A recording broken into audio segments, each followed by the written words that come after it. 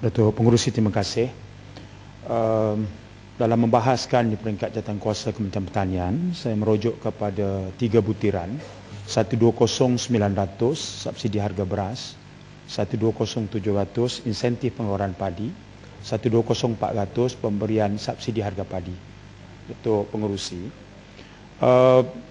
satu-satunya entiti yang diberikan izin oleh kerajaan untuk import beras dari luar negara ialah Bernas. Kita import dari Vietnam, Thailand, Pakistan, India antaranya. Dan mengikut rekod, kita sekarang import sehingga 1 juta tan metrik setahun. Dan semakan saya mendapati sejak tahun 2008, antara 60 hingga 80% daripada keseluruhan import tahunan Bernas adalah dari Vietnam. Dan beras Vietnam ini harganya lebih murah berbanding beras Thailand. Murahnya sehingga 60 hingga 80 US dollar bagi 1 tan metrik.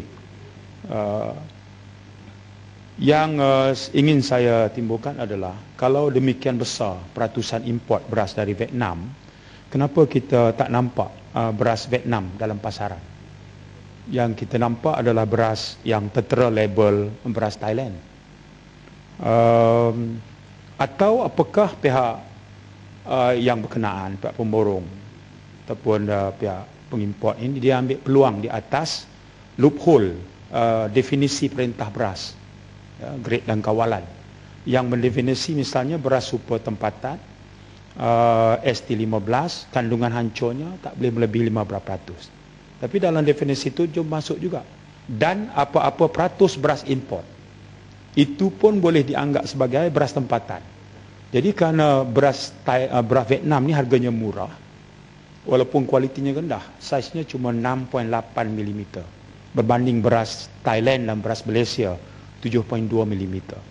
Beras Vietnam ni juga tasteless dan dia berkapur berbanding dengan beras Thailand dan beras Malaysia.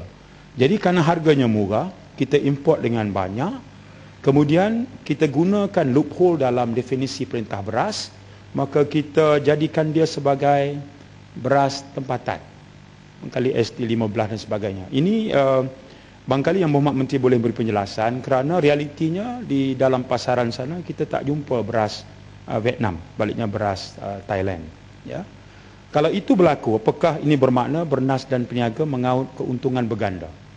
Ya, pengguna membayar harga tinggi ikut harga beras Thailand, tapi sebenarnya beras Vietnam yang dikampitkan. Ya. Atau dicampur beras Thailand dan beras Vietnam. Apakah ini berlaku dan setakat mana kementerian melalui Badan Kawasan mengambil tindakan? Saya juga ingin bertanya kepada Yang Berhormat Menteri, apakah benar dalam tempoh terdekat ini Kementerian Pertanian akan bagi lagi AP kepada Bernas untuk import beras, dan Kementerian Pertanian akan menandatangani perjanjian dengan sebuah syarikat yang namanya Jejak Bakat untuk import beras stockpile dalam kira-kira 50,000 tan metrik lagi dari Pakistan. Dan kemudian kabarnya sudah ada perencanaan untuk Bernas membeli balik back to back dari Jejak Bakat ini, ataupun itu sekadar satu rumah saja di pasaran. Datuk Pengerusi, Bernas hanya membeli 400,000 tan metrik, bersamaan 25% dari keseluruhan 1.7 juta tan metrik padi yang dikeluarkan dalam negara. Hal ini menyebabkan Bernas tak punya cukup, tidak mempunyai beras tempatan yang cukup untuk membekalkan beras seperti super tempatan 15. Ya. Keperluan bulanan yang saya semak dalam laporan Bernas ialah 60,000 tan metrik sebulan, bersamaan 720 tan metrik setahun. Sedangkan Bernas hanya membeli 400,000 tan metrik saja daripada padi yang dikeluarkan dalam negara. Soalannya, kenapakah Bernas tidak membeli beras tempatan daripada kilang-kilang swasta yang lain untuk mencukupkan bekalan beras super tempatan 15 ini, seperti yang semakan saya LPN dulunya pernah buat. Ya. Kita faham beras import dia tak perlukan subsidi. Peruntukan subsidi dihadkan kepada beras tempatan, hasil kisaran kilang padi tempatan saja. Sejak subsidi beras diperkenalkan tahun 2008, ya, ratusan juta diterima oleh Bernas. Peruntukan tahun ini pun hampir 500 juta lebih, ya. Dan kelihatannya Bernas macam mengambil jalan mudah dan lebih menguntungkan dengan membekal beras import sebagai beras super tempatan, dan pada masa yang sama Bernas menerima subsidi kerajaan. Saya juga ingin bertanya pada Yang Berhormat Menteri, Datuk Pengerusi, apakah di pasaran sana berlaku manipulasi jenis atau grade beras? Beras Malaysia dengan beras Thailand, macam saya sebut tadi, harga beras Malaysia lebih murah, lebih rendah, walaupun kualitinya hampir sama. Apakah berlaku dalam pasaran pemborong mengambil beras Malaysia dan dicampur dengan beras Thailand dan dijual sebagai beras Thailand? Sebab beras Thailand ni dia tak ada shilling harga. Beras kita bila digradekan ST5, ST10, ST15 ada harga shilling, itu yang saya faham. Tapi beras Thailand dia tak ada harga shilling. Tapi kerana kualiti beras kita hampir sama dengan kualiti beras Thailand, maka apa yang dibuat oleh pemborong ialah dia ambil beras Malaysia, dicampur dengan beras Thailand dan dijual sebagai beras import Thailand dengan harga tinggi, harga pasaran. Ini saya anggap sebagai satu manipulasi terhadap jenis atau grade beras. Ada dua jenis manipulasi di sini, iaitu penipuan terhadap jenis beras dan yang kedua penipuan terhadap grade beras. Ya, dalam pasaran kalau disebut super tempatan 5, maksudnya tak boleh melebihi 5% hancur. Tetapi kalau kita ambil lah hari ni, kita belilah beras ST5 ni, peratus hancurnya terlebih daripada 5%, boleh jadi 10 hingga 15%. Jadi setakat mana aspek penguatkuasaan oleh kementerian menyedari hakikat ini di bawah perkara manipulasi jenis ataupun grade beras, ya. Untuk Pengerusi, keperluan super tempatan 15 sebulan adalah 40 tan metrik di Semenanjung, 20,000 tan metrik untuk Sabah Sarawak. Ini bermakna super tempatan 15 saja menyamai 30% daripada keperluan beras sebulan dalam negara kita. Maksudnya dalam setiap 10 kampit beras di pasaran, 3 adalah beras ST15. Isunya adalah apakah hakikatnya begitu? Saya berpendapat perbelanjaan besar kerajaan, yakni dalam bentuk subsidi, tidak dapat dinikmati oleh sasaran pengguna, seperti yang dihasratkan dalam jawapan Yang Berhormat Menteri pagi tadi ketika sesi soal jawab. Apakah tindakan kementerian dalam menangani ketirisan dan penyelewengan ini? Ya. Padi tempatan saya percaya berkualiti tinggi. Kilang-kilang padi juga menggunakan teknologi tinggi. Beras tempatan yang dihasilkan mempunyai kualiti yang boleh menyaingi beras import. Kementerian juga banyak mengadakan program galakan insentif. Bahkan kita ada insentif pengeluaran beras lagi. Namun hasilnya ialah beras yang saya sebut tadi, super tempatan 15 yang dijual ternyata tidak mematuhi spesifikasi grade. Ini perkara yang terakhir, Datuk Pengerusi, yang saya nak sebut ialah saya masih ingat waktu mula-mula menjadi ahli Dewan Rakyat tahun 2008, waktu itu kita mengalami krisis beras.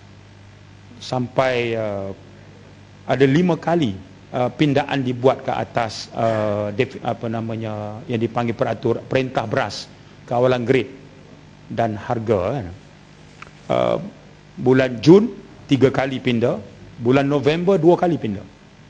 Jadi isu kawalan harga ni terkawal, ya, tapi isu manipulasi grade dan jenis beras tu masih berlaku.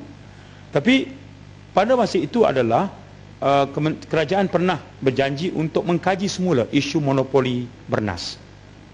Bahkan satu kajian tentang keberkesanan Bernas itu dibuat. Saya difahamkan EPU ada melantik syarikat perunding untuk membuat kajian tersebut. Tapi seingat saya lah, sekarang tahun 2012, hasil kajian belum pernah dibentangkan. Namun pada awal 2011 tiba-tiba Bernas menerima kelulusan Unit Kerjasama Awam Swasta UKAS untuk melanjutkan konsesi import Bernas selama 10 tahun lagi dan berakhir 1996, hanya memperuntukkan option tempoh lanjutan 5 tahun saja. Sekarang dah jadi sampai tahun 2021. Bolehkah kementerian nyatakan apakah terma dan syarat perjanjian yang baru dalam tempoh konsesi yang dilanjutkan sehingga tahun 2021? apa terma dan syaratnya yang baru. Sedangkan option tahun 1996 hanya memperuntukkan tempoh lanjutan 5 tahun. Apakah tempoh konsesi yang panjang itu ada kaitan dengan pinjaman belian balik saham Bernas yang dipahamkan melebihi 1,000 juta dengan kadar faedah 600 tahun? Kerana kita tahu ketika Tan Sri Said Mokhtar ambil alih daripada sebuah syarikat yang berdaftar di Hong Kong, daripada Budaya Generasi, kemudiannya Nafas, Nikmat dan segala macam, itu melibatkan transaksi perniagaan yang agak complicated. Tetapi saya cuma berminat apabila ianya dilanjutkan tempoh untuk Bernas mendapat monopoli mengimport ini sehingga tahun 2021, apakah terma dan juga syarat konsesi itu kekal sama ataupun berubah. Selepas 16 tahun, Bernas masih lagi memerlukan beras import untuk menampung kerugian operasi. Katanya kalau industri beras tempatan saja dia rugi. Tapi kalau dia terus dapat konsesi import, dia boleh tampung kos dan sebagainya. Tapi dalam tempoh 16 tahun itu juga kita tengok kilang-kilang swasta tumbuh, operasinya berjalan baik, kilang baru dibina. Jadi kalau industri beras tempatan hanya menyebabkan rugi, tentulah fenomena ini tidak terjadi. Ini bermakna industri atau operasi beras tempatan tetap sebenarnya menguntungkan.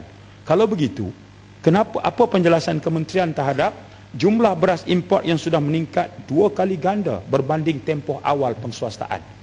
Dan tadi Ampang menyebut sehingga tahun 2021 nanti kuantiti beras import itu akan meningkat sehingga 1.5 juta tan metrik setahun.